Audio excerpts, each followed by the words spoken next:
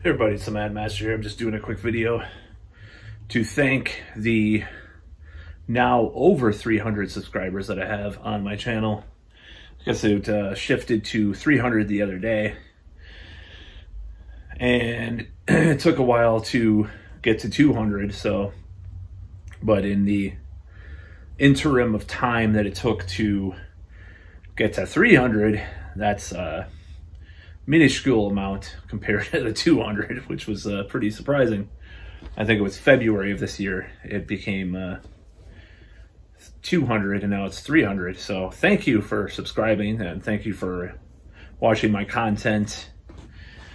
I will continue to do content. I'm thinking about joining Rumble if I decide to do more stuff, and I have noticed lately that a lot of people are watching the Neville Goddard content that I did last year.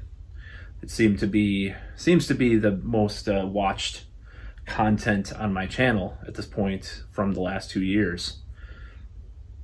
I think there's a lot of reasons for that. I think that stuff, you know, these kind of positive thinking things are, especially in a time of crisis, pretty appealing.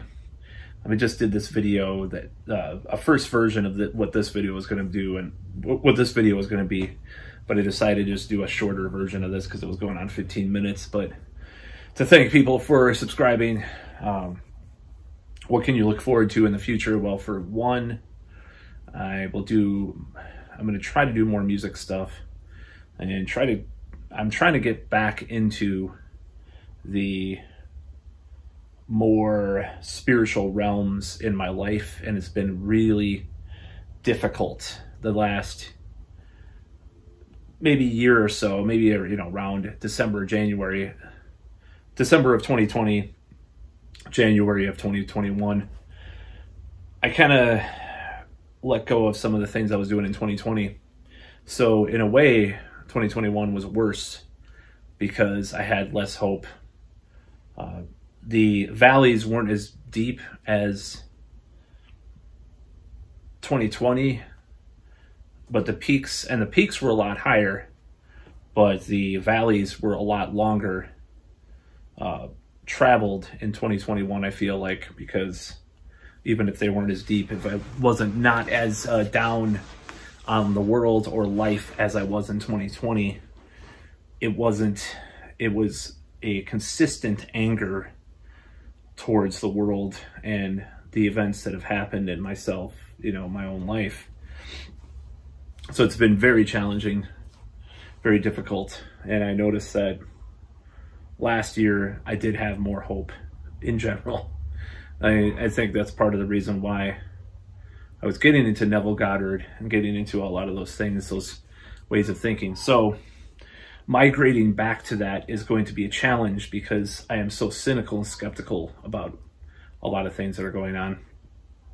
It's almost an addiction to outrage, to shame, to negativity, but it's a short-term pleasure. It's like smoking crack or something, or, you know, doing meth or something like that. It's like, I've never done either one, by the way. I'm just saying, you know, what I've heard, it's like there's a big high, you know, wow, the outrage. Oh, Jimmy Dore's talking about the digital ID on this new video, and oh my God, we're all gonna be under a brave new world, and, you know, the dystopia, you know, go crazy, you know, not seeing the forest from the trees. Last year, you know, I was scared of all this stuff happening, but I had more hope. I was like, oh, we'll get over it. You know, I predicted the crisis, the health crisis, would be over by October because of David Katz's videos, partly. But nevertheless, it was a weird year. But I had more hope. I gone so low that it just kind of buoyed me. I can't talk today, but, you know, it's pushed me back towards the top, you know. But midsummer was good of 2021. A lot of hope. Getting involved, trying to get involved with more stuff at this current time too, in this current moment. Very difficult though, very challenging, because don't know what's going to happen with the world and be pulled down into this muck, this crap. So it's very hard to get back to one of those things, because at the same time, one aspect of life's going better, some aspects of life are going better, or seeming more positive. The other ones suck, you know. Just everything sucks so bad in 2020. It's like, oh, I have this fantasy that I'm in, you know, this, oh, you know, Neville Goddard, or, I'm not saying it's fantasy, all this stuff, watching Joseph Ally, or watching Roxy Talks, or, you know, listening to these podcasts about all that stuff over and over again, and just drilling that stuff in my brain. And then what happens, you know, get back into a lot of the negative thinking, a lot of the negative ideas that we've been in for so long. And I get afraid about what's going to happen in the future. But I think it's a good idea to try to migrate more towards the past of where I was going into. And I'll be just straight up. You know, what happened in January and February of 2020 is I was devastated because of a breakup that I had. So a lot of the stuff I'm into now is a result of that. Oh, I watching astrology videos and all this stuff, and talking about all this stuff. And I still, like I said, with December 28th, I don't know. Even if it's a fantasy, if it's a fanciful, like, you know, dream that this is going to break us out of this pattern that we're in, all this malaise and all this division, maybe it'll be, it's not like it'll be broken, but it'll be like, well, we're, you know, like Austin Kopek said in a video, he's like, well, maybe we will make it after all, you know, maybe that's what it'll seem like. I don't know, you know, maybe our civilization, our society. I'm so skeptical.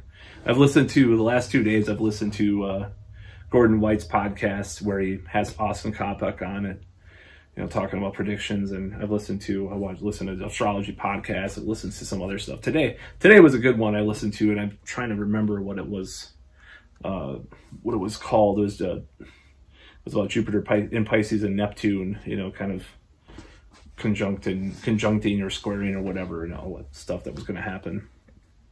But it's been a hell of a 2 years. There's been some things, you know, I mean, I do pinpoint December of 2020 for various reasons. Once I write a memoir, which I will write, I mean, it sounds kind of pretentious to say that, you know, but I still believe, you know, speaking of belief, that I will make my mark in the world somehow, someday. It's taken me a long time. I just know that something's going to break eventually. So writing a memoir, talking about, and being as that pretentious and ridiculous, even saying that is, at this point, it's like, it might sound really crazy to people, but I'm going to be right. I will write a memoir one day. It's like, I had this ex-girlfriend that said, I'm going to put it in my memoir. Oh, okay. Well, who the fuck's going to read that? I mean, yeah, you write for a blog and you do this other stuff, but it's like, you know, why would you write a memoir? You're not famous, you know? But in this case, I'm just like, I will write one day.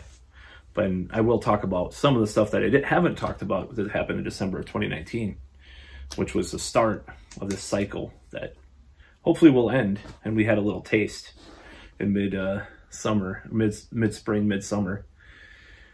In my humble estimation of believing in that concept. There's a concept in NLP, it's called perceived position, you know, so assuming a position. It's like, it's not about whether or not the thing is reality. It's about a useful position to approach something from. So this whole December 28th astrological shift that's supposed to happen, that was aligned with them lifting the restrictions in America, the COVID restrictions, I'm just going to say straight out, I don't care. The astrological alignment that was to the exact day, and maybe one of them was a different, like one day off, or I think it was the same day. May 13th through December 28th, we had, the cat dog cat decides to lift the mask mandate. Oh, people can just party again. It's a summer of fuck, what really wasn't, but I'm going to perceive that as a position to approach life from, where regardless of whether it happens, I'm going to act as if, when I talk about manifestation, act as if this is going to happen, that we're going to be free of this bullshit. December 28th. A lot of the stuff will be still debated. There will still be stuff going on, but it might be a freer position to come from at that point, a more feeling of that freedom that we had. How that's going to happen, who the hell knows, and how exactly it impacts governments and what the hell we're doing, and I just remember when that happened, it's just like you can go to a bar and it's just like, wow, it's back to normal, Yeah. I just went to all these bars and stuff, and I had such a great time drinking my favorite beer for the first time in a long time, because this bar had been, I just don't like going, I didn't like going places when they're, I don't like going places where I have to wear a mask. So it's kind of like this dual thing, like, don't want to go there if I have to, So there's a lot of places I didn't go, even that I did go once that was lifted in this town. And I was just having a blast. I was like, oh my God, we're free again. Free at last. So I don't know what's going to happen December 28th. I think there will be a, and this is just my belief. This is just my intention, so to speak. I intend for things to be a lot clearer and a lot less of this rancorous division happening. I think there's a lot of chaos and a lot of confusion that will be hopefully cleared up by then. I think things will look a lot better. I just believe that things will be better, because it just doesn't make sense. I mean, just with the configurations as they were when it just was the exact day, which is just so strange. It's just something I choose to believe in. I don't know if it's true. I mean, it could all be just coincidence and bullshit, and that's fine. I'm fine with it being all bullshit. It's just something I choose to believe. It's like, that's even a concept in chaos magic. It's like, you don't necessarily believe that, let's say, Pokemon, I don't know much about Pokemon. Some Pokemon is your god of, for you to get a new job. So you do like this incantation to Pokemon with chaos magic, and you get this new job or something. It's like, do you really believe in Pokemon, or is it just like this subconscious, unconscious part of yourself that you believe is like manifesting in reality or something? It's kind of a concept of chaos magic and NLP, which there have been people that have kind of connected to, like, what was it called? Phil Farber. I'm going to talk about more of this stuff on my podcast when I do more episodes, which I'm working on right now. But yeah, I choose to perceive that our reality will get stranger in this next month. This is going to be probably the weirdest month of 2021, in my opinion. This is what I predict. I could be wrong. Could just be normal. Nothing will happen, I guess. Oh shit, And it might be the weirdest month. There might be some really weird stuff coming out about people, about people in power and all this stuff. Who knows? But we'll get through it. And I think next year, to me, next year looks better. Period. I know Gordon White, on his podcast, he said, 2022 looks a lot worse for Martin Armstrong, or whatever the fuck, Martin Armstrong, fucking guy that predicted all this stuff that didn't happen. And I don't know. He's a Trump guy too, which you gotta watch out. You see Catherine Austin Fitts, Martin Armstrong, all these people are like, oh, they voted for Trump and they were a supporter of Trump. It's like, they're smart people, but it's like, you gotta watch out. It's like there's this element, this grift thing that you can see. some of these people have. And I love Gordon White, okay, and I love Austin Kopek. I don't think Austin Kopek doesn't always align with Gordon White, because he goes on these 2 podcasts. He goes on his astrological podcast, and he goes on Gordon White's podcast. And I don't think all their predictions line up.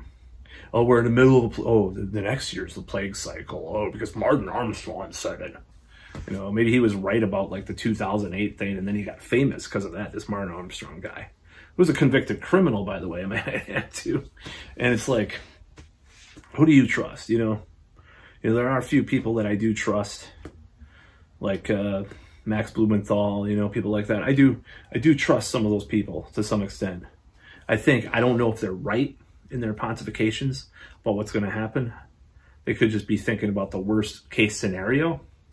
So we can't really take them completely seriously, but, you know, we can question some of their premises and some of their presuppositions to a certain extent. But do I think 2022 will be better? I think there's going to be a lot of challenges, a lot of problems, a lot of craziness, okay? I know it's going to be true, because we're at the end of these cycles or whatever, you know, the fourth turning, which is a sociological concept that has no bearing upon the supernatural or anything like that, or New Age or whatever. But I think it will be chaos. But this current crisis, the current problems, have been a barrier in my own life to such an extent that other chaos, like, you know, just like what happened in 2016, 2018, you know, that seemed, I mean, I lived my life. I mean, we have to live our lives, you know, and maybe I've taken the 2020 stuff, the December of 2019 through 2020 stuff, way too much into consideration to try to, and it's limited me in many ways. But like last year, I was not as limited for whatever reason. I felt less limited, but I do feel limited right now. I feel very constrained, but that could change, and I think it will. But in the midsummer, I did not feel constrained. Obviously, it was a dream. It was a false sense of freedom, as many astrologers were saying it would be. They said, we're going to have to go back and, you know, revise this whole thing, whatever that means. Maybe it means that, you know, the dabadoo code, you know, that some of these astrologers are saying, well, there's going to be something else that happens late July, you know, and it was really weird because it did, you know, it was like the Delta Airlines hit, you know, just using code words again. And that's kind of funny because, I mean, if you look at the numbers and stuff, I mean, it's just, you know, a lot of this whole thing is just, it's so, dare I use the word amorphous? I guess it's just so weird. All these different realities that we're living in. That almost makes me think like of my own reality. It's like I have one foot in this dimension where things are just normal. Like something doesn't seem like, it just doesn't seem right that I hear all this stuff or see all this stuff. A lot of people have this sense too, that I know. They see that they hear about these things happening, that these current events, I'll just say that. And they don't know anybody personally that's been that affected by it, or they were, you know, one person, you know, kind of 3 degrees of separation or whatever. And they've gone they've lived their lives normally for the most part, and nothing's happened to them. And then there's people you talk to that like, they tell you about all this stuff that happened to them and people they know. And it's just this weird reality that we're living in that doesn't make a lot of sense, because, and that's really where a lot of the skepticism comes from. It's just this weird dichotomous reality that we're living in that we don't know. And then, you know, you talk about what's true or what's not true, post-truth world, or what's you know, what's really happening behind the scenes, what's their agenda, you know, like I've talked about in previous videos over the past 2 years almost. I don't know what their agenda is. I don't know what they're trying to do. I mean, I guess You know, we watch Jimmy, you know, can watch Jimmy Dore's latest video about that, about the, you know, about the identification stuff or whatever. You know, it's like, well, why would they want to do that? What's the point? Power, money? I don't know. I don't know what they're trying to do. Can't they already, like, you know, you'll talk to someone that's like, well, can't they already track you with your phone? You're all connected on your phone anyways. Why would they have to do all this crap? It's kind of, you kind of think about the skeptical side and you're like, well, you have a good point there.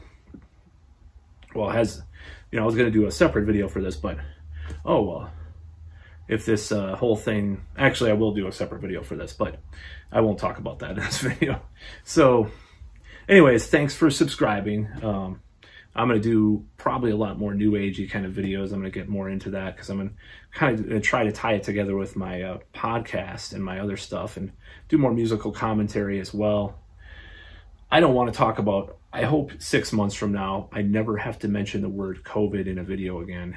I call to my higher self, the universe, God, or whoever. Please let that manifest in my life, that I do not have to talk about that in videos anymore 6 months from now. I never can have to say the word again. I know it's fed a lot of my channel, but I just don't want to talk about it anymore. I'm just so sick of it. And I am done to talk about it for a while longer, at least. I said last year I was going to quit talking about it, like in June. It's like 100 more videos later. I just hope I don't have to, you know. I hope I don't have to ever again after a certain point. And I don't know when that point's going to be. 2024 maybe at the rate we're going. I don't know, you know. Oh, you know, who knows what's going to happen. I'll be in the Democratic Republic of Texas, you know, after the balkanization of the United States, and I'll oppose the abortion laws, but I'll also be free, at least from, you know, all this other stuff. Who knows? But thanks for subscribing. You'll see a lot more stuff. I'll probably even do a open mic comedy performance, not on YouTube, but you know, filmed. Hopefully, I want to do a lot of stuff like that. I have a lot of plans.